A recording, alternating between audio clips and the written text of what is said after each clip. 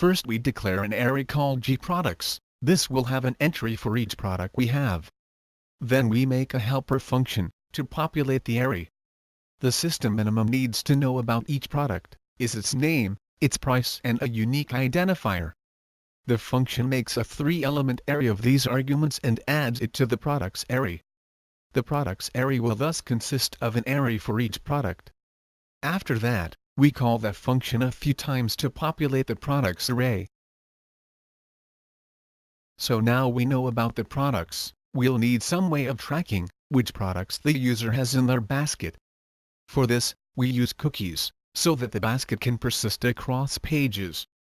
I assume you're familiar with using cookies in JavaScript, so I just outline the functions we'll be using. Save cookie, read cookie, and delete cookie. The getQuantity function checks the cookie if it already exists, else it returns 0. The setQuantity makes sure we have a positive quantity. Then, either sets the new value, or deletes the cookie. When setting the quantity to 0, we don't need a cookie, since we interpret no cookie.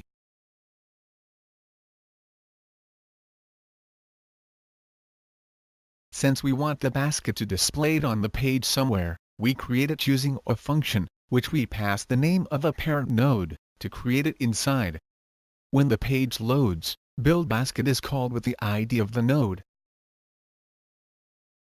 How do we create a basket? We're going to use a table, since that applies itself quite well to the rows for our basket.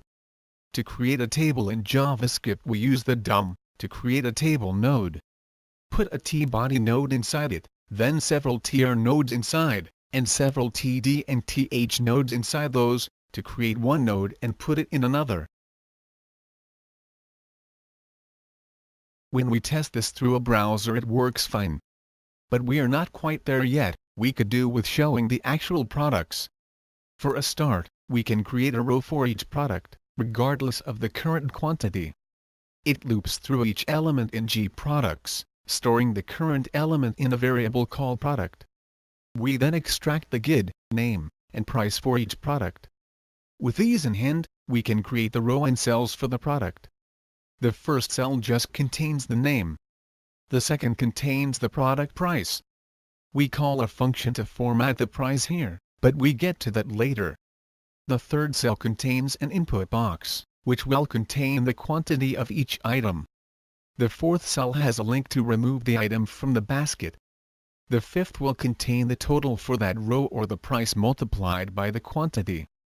We need some way of actually showing the correct values and rows, depending on the contents of the user's basket. We write another function for this, the update basket. We put this in a separate function so that we can build the basket once, and then update it several times without refreshing the page. We loop through each of the products and get the quantity, and calculate the total.